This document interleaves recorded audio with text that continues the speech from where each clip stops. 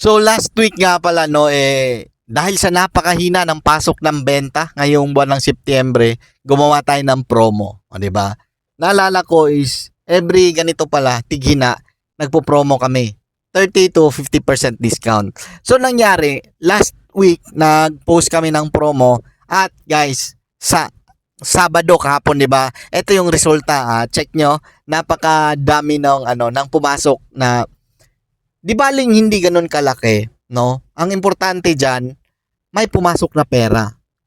Bali kasi, tayo kasi mga salon owner, may mga produkto tayo diyang natutulog lang.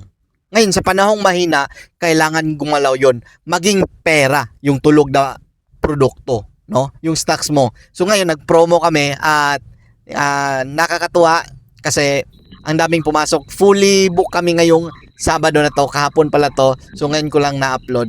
Yun, trabaho-trabaho tayo, napakahina ng benta pero wag niyo kalimutang mag-promo. Promo din tayo. Laking tulong lalo na sa mga panahong mahina. O, yan lang. Magandang morning. Bye.